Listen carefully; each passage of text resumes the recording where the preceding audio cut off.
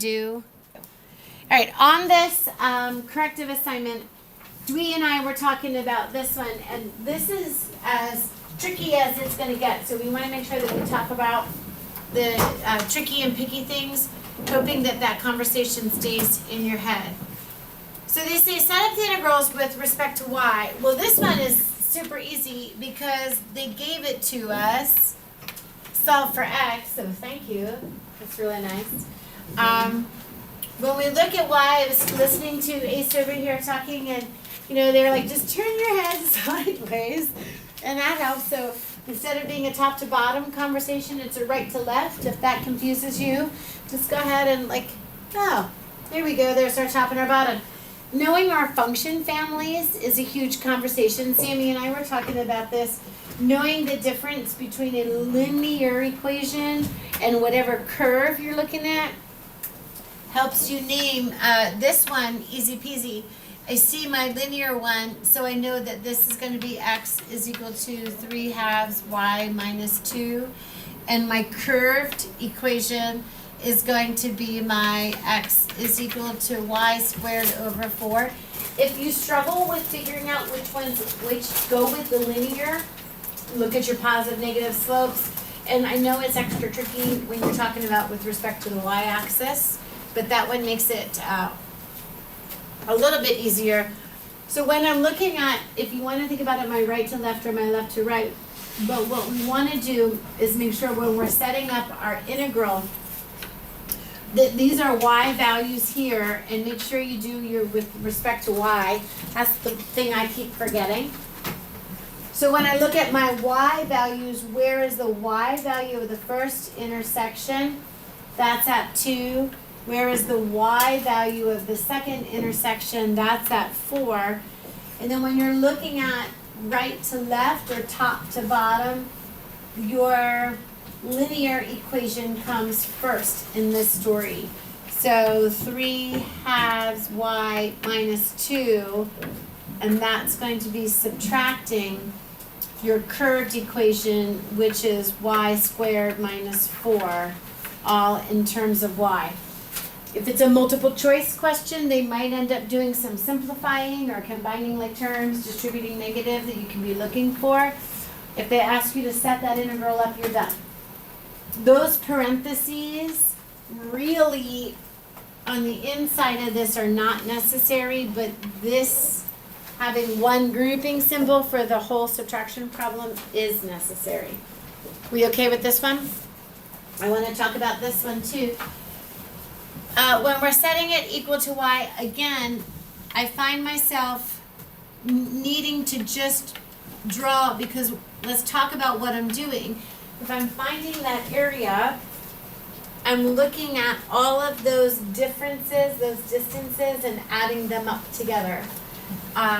So it helps me to draw stripes, and your stripes are always perpendicular to whatever axis you're solving it with respect to. So I'm taking a bunch of these stripes here in between these two curves.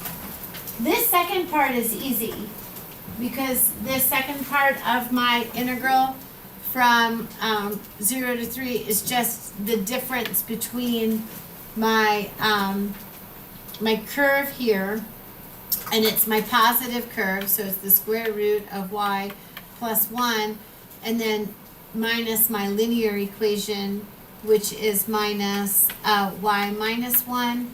And I'm pretty sure that they went ahead and distributed that negative on the answer key. I made it square root of y plus 1 plus y plus 1. No, minus y plus 1.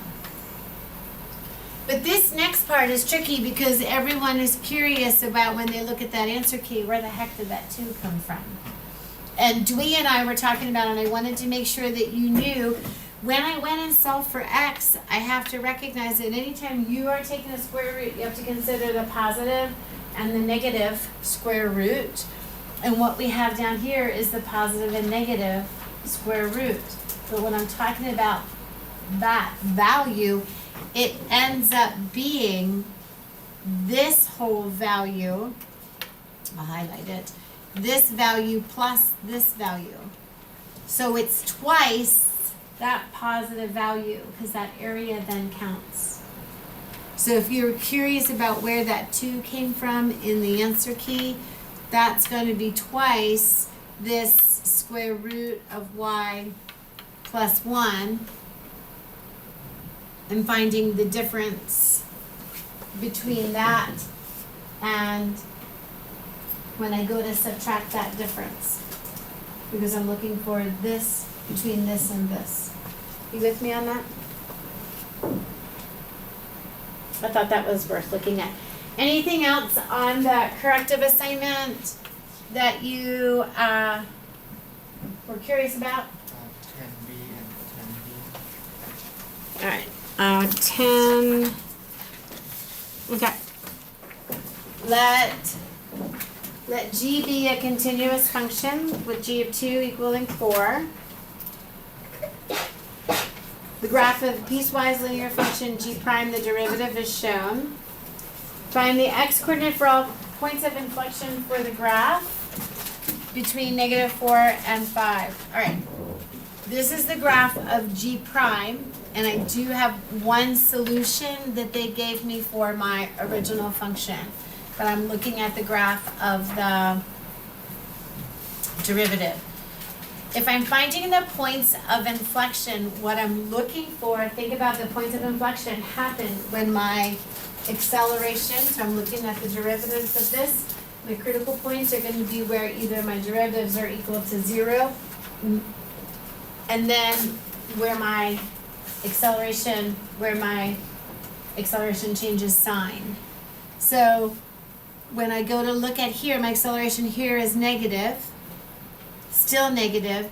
Here's one critical point, here's another critical point where I go to take the derivatives or where it's undefined.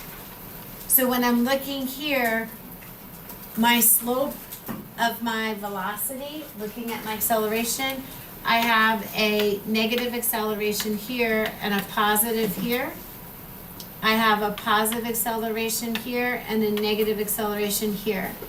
So the x-coordinate of the points of inflection, I would say my x is equal to 0 and positive 2. Am I right on that? Okay. Find the absolute minimum value of G on the interval. So when we're talking about the absolute minimum, you want to consider not only where my derivative is equal to 0, but also my endpoints. So when we're looking at my derivative is equal to 0 here, my derivative is equal to 0 here, my derivative is equal to 0 here. Here I switch from a positive derivative to a negative derivative, so this one is going to be a max. That's not a conversation. This one is where I go from a negative derivative to a positive derivative, so that has potential to be a min. And then my endpoints. So when I'm looking at what the value of that is, if I know that G of -2 is equal to positive 4, here I have a positive value, and then I'm going to be going down.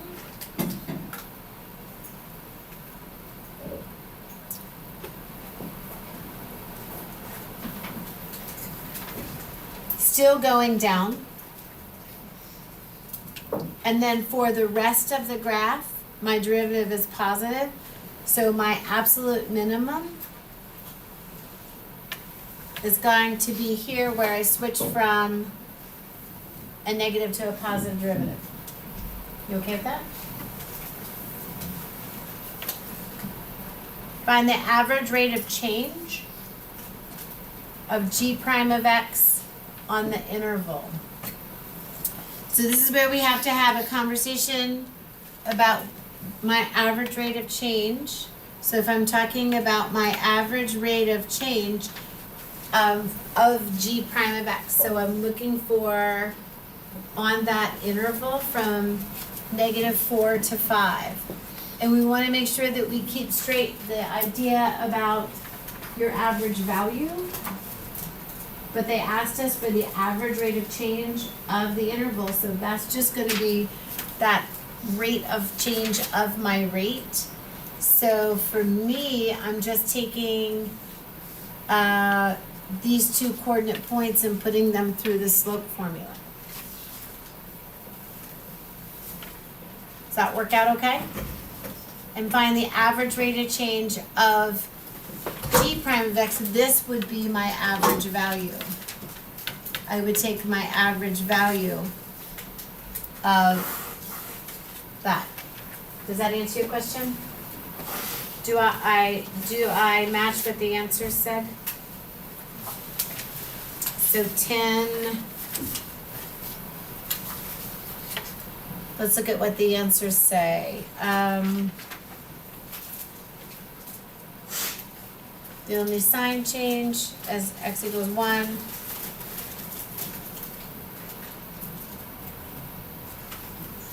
Two and 2 is equal to 1 is where I found that. Yeah, they did a lot more work for where they went ahead and found that for 10B, checking out the answers. It's just not where the absolute minimum is what is the absolute minimum. So we found it at 1, but go ahead and doing all those calculations in B. I didn't read carefully, so make sure that you have that. For 10C was putting those 2 points through our slope formula. And then for D, they have you using the slope for your original value. I don't know. Wonder if you did average value, if that would work too. Is that okay to me? Just to add, in the answer, when they take key of 5, it's 11 over 2, where we get that, because in the previous calculation, key of 5 is 9 over 2. I think -1/2 plus the integral of that. So when they calculated g of 5, I start at 4.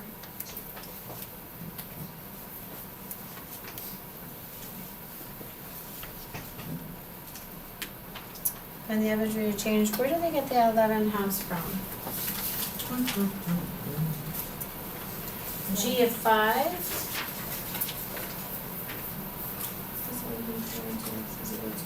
That's funny, because right above they have it at 9/2, don't they? I don't know, I'll have to look at it and work it out. Can I get back to you? Okay. Alright. So last time we talked about finding these volumes with our cross sections, squares and rectangles, and we came up with this formula to help us solve it, and we talked about it representing the... Alright, so this website that we were looking at helps us understand what we mean by this axis and what we're doing with it. So this is a very, I don't know if it's my mouse or just me, but being able to look at what we have for these volumes is I'm going ahead and I'm increasing my number of slices that I'm taking. And when I look at this, I want to change this so we can see it. I'm looking at all of these squares that I'm putting throughout my figure. So if I'm talking about just one slice, I'm looking at squares that are as wide as that distance. See this distance here between my two curves? What I'm going to do is, instead of finding the area of all these individual little curves here, I'm now looking for the volume, and we talked about volume being your area of the base times your height.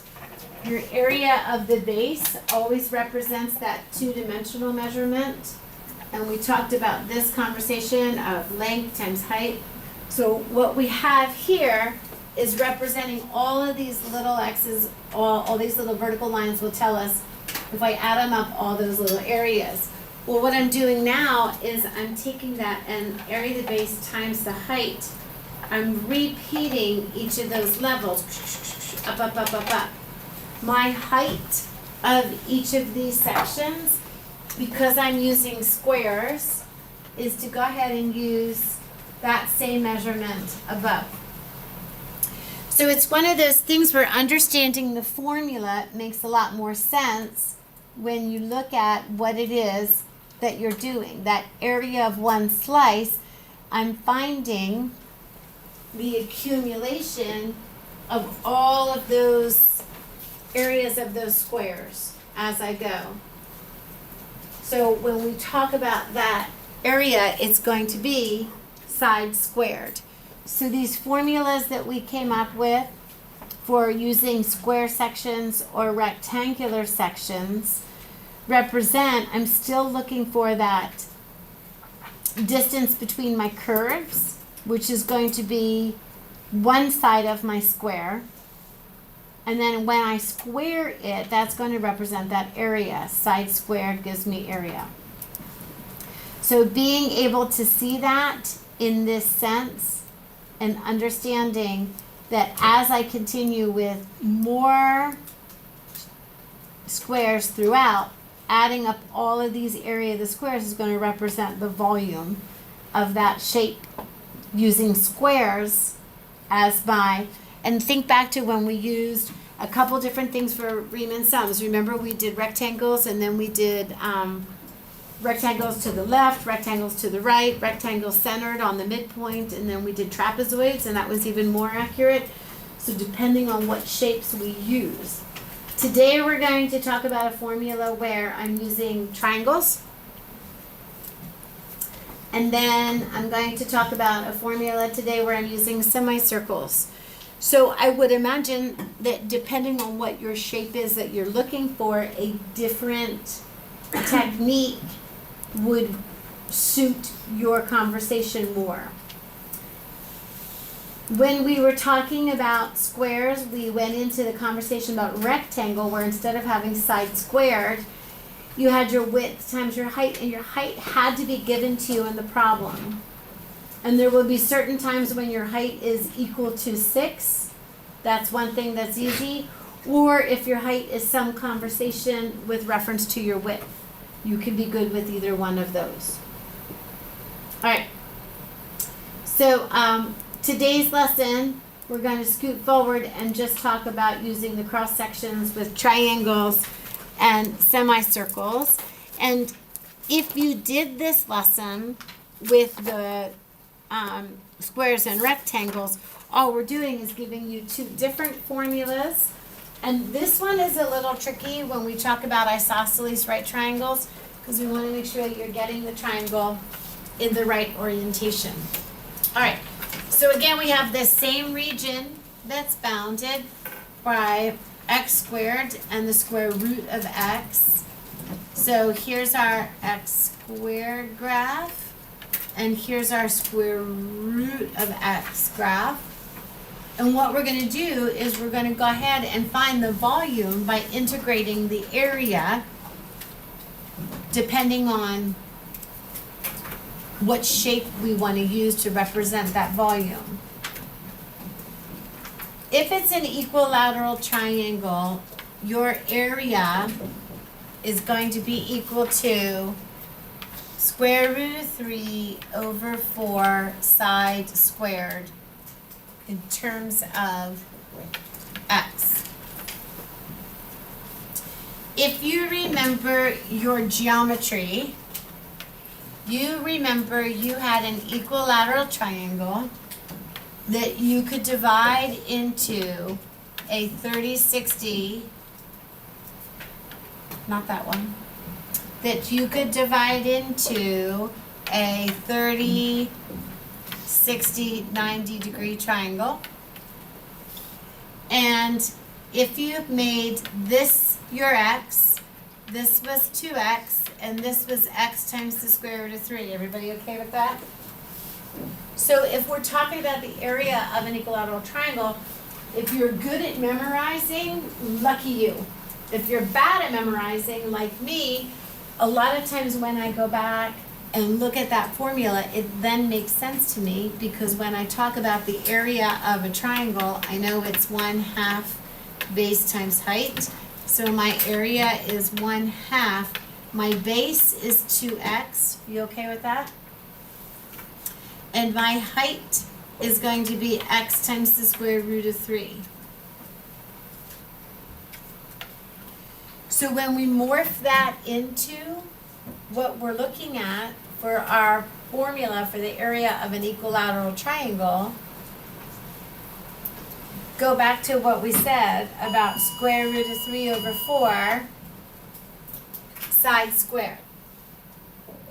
And the interesting thing is, when we're talking about the side, it's this represents x, this represents, in fact, let's do side, let's do a different variable so that you can see where this formula comes from. If this is side, this is 1/2 of my side, and this is the square root of 3 times 1/2 of my side. So this area, in according to my side, is going to be 1/2 of my base, which is going to be my side, times my height, which is 1/2 of my side times the square root of 3. Did I fit it in? Do you see where I got 1/4, 1/2 times 1/2? Side squared, side times side. So that formula that they tell you to memorize, if you don't have the bandwidth to memorize it, you can go back and recreate it through your special right triangles. The difference is, instead of using your x, 2x, and x root 3, go ahead and have your side, half a side, and half a side times square root of 3. And that'll help you get back to that formula. All right. Nope. Backwards. All right. So we know that integrating the area gives you volume. If you're talking about using equilateral triangles, root 3 over 4 times side squared, where side, or S, represents the side of your triangle.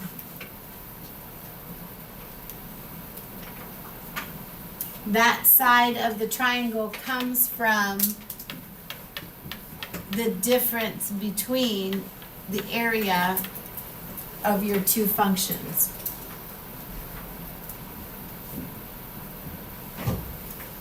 If they have you use an isosceles right triangle, be intentional about which side they have as the base on your graph. So this base here is the one that's in between the two graphs, not your hypotenuse. So make sure that you know it's this side that I'm using to measure, not your hypotenuse. Because that isosceles triangle is half of a square, we can end up just saying it's 1/2 of my square formula. And again, in terms of x, where my S is going to be equal to my leg of the isosceles triangle, which is the same as the side of the square, which is the same as f of x minus g of x, that distance between your curves, that side length here. So whenever you're drawing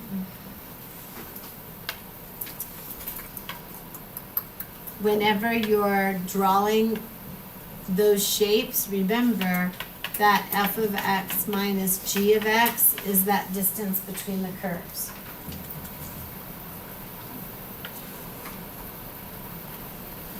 If you're using a semicircle, we want to make sure that we review a couple circle formulas.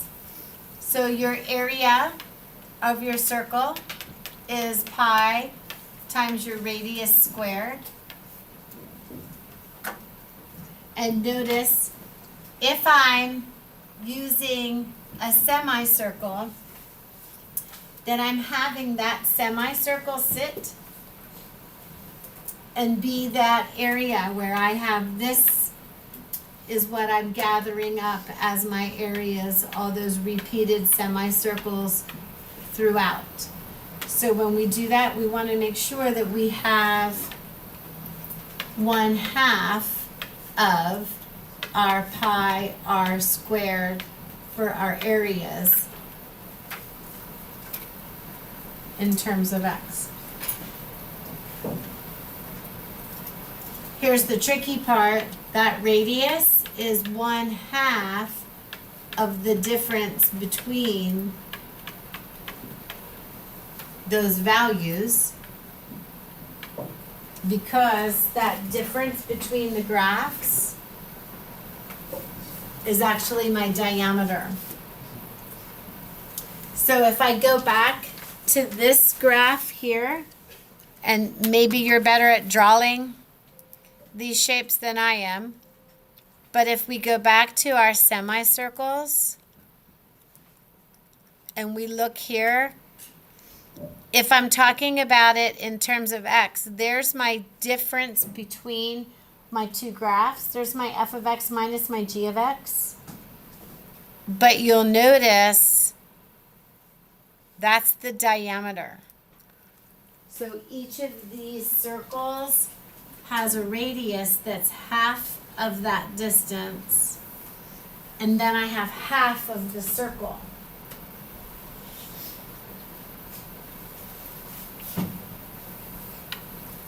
So we want to make sure that you're paying attention to that 1/2 because it's a semicircle, and this 1/2 because my radius is 1/2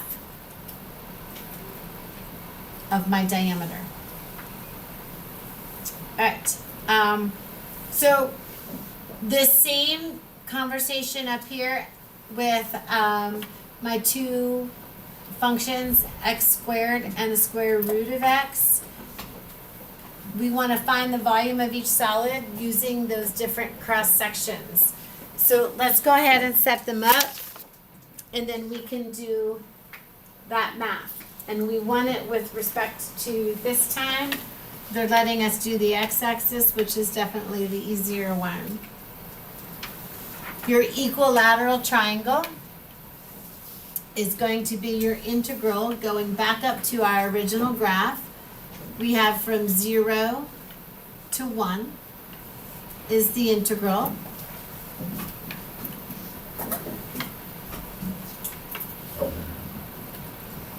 From 0 to 1. And we want to integrate that area over and over again. My area is square root of 3 over 4 times my side squared. My side is my f of x minus my g of x squared in terms of x.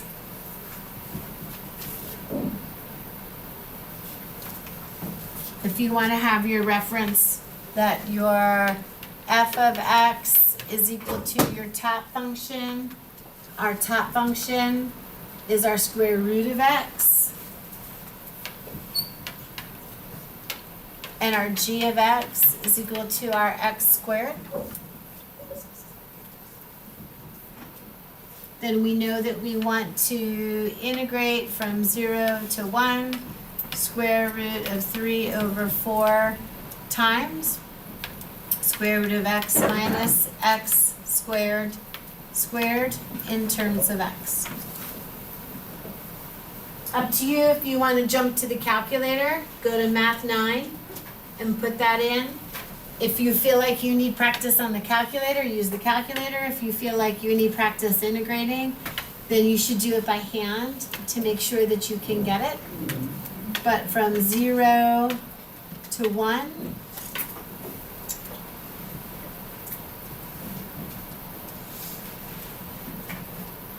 and what I should have done, maybe I should take this, negate this 3 outside of my integral and keep that there.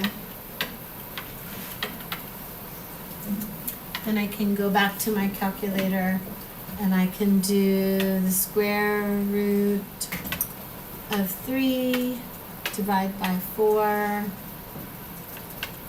times math 9, 0 to 1 of, and, oh, I forgot a radical over here.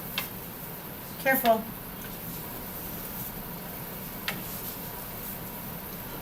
Radical x minus x squared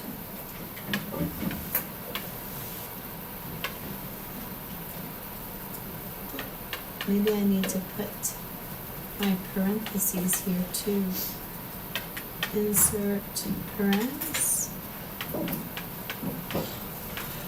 after my squared, hit parentheses squared. There you go. In terms of x. So what's interesting is whatever you feel like you need to do to get practice, that's what you should be practicing.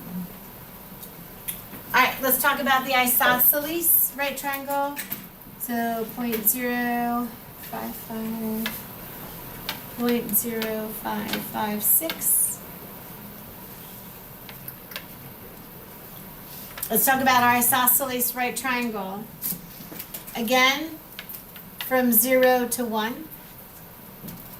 But this time it's going to be 1/2 of that side length squared in terms of x. That side length is again f of x minus g of x. So again, from 0 to 1, maybe I'll move my 1/2 out. 1/2 is the integral from 0 to 1 of the square root of x minus x squared squared.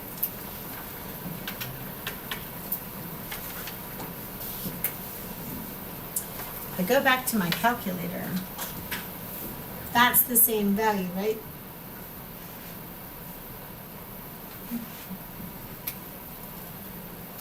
So if I have 0.5 times math 9, lots of practice entering in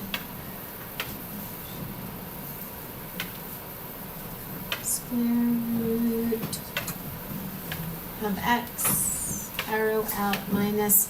There's lots of pitfalls for me to screw up on. I think I got them all this time, didn't I? In terms of x. Let's see what this one ends up being. About 0.064.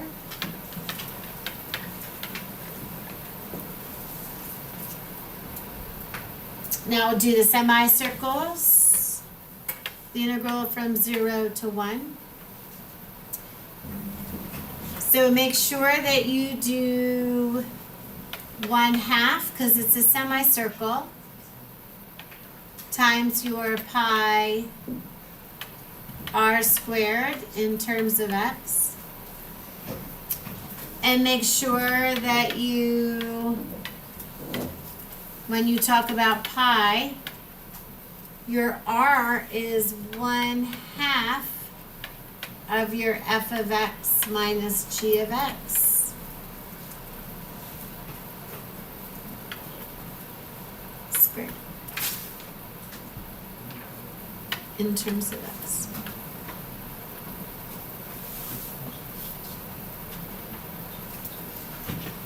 And that 1/2 is inside of this squared.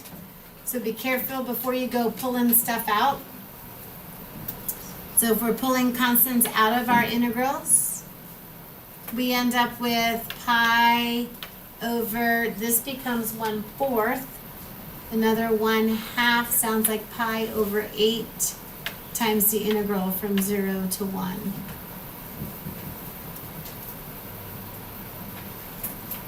Of the square root of x minus x squared dx.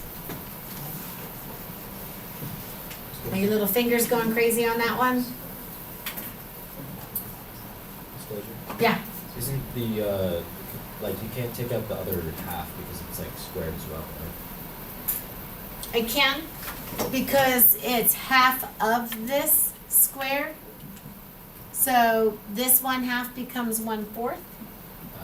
Oh, And that okay. 1/4 comes out times 1/2 and pi. So I can keep pulling out those coefficients. But it's interesting, take a look at this. We had, so it probably would have been better to do Math 9 once and do it each time instead of retyping. I don't know. Anybody already get their fingers ready with this final answer? Anybody come up with it?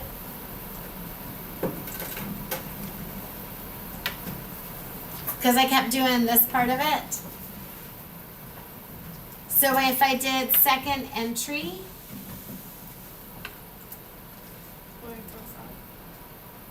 I could go back and maybe get rid of, can I delete? Right? Can I delete this part? Delete, delete, delete. So there's my key integral from 0 to 1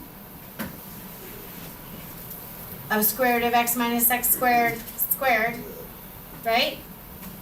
If I calculate that, and then I multiply that by pi divided by 8, it's pretty close. So 0.0504, 0.0504. Yeah. So finding each of those areas just depends on what formula I'm using. And the key here is making sure you understand that this is always that distance, that difference between my upper curve and my lower curve. And then however I choose to measure the volume in squares, it's just that value squared. If I want to use equilateral triangles, isosceles triangles. And the key here, the most difficult part about this is just remembering your isosceles triangle is 1/2 of your base. Remembering that it's not the hypotenuse, it's the base. So we good with that? All right.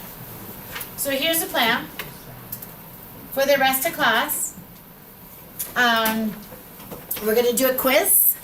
So we'll pass that out. And then the rest of class is yours to work on.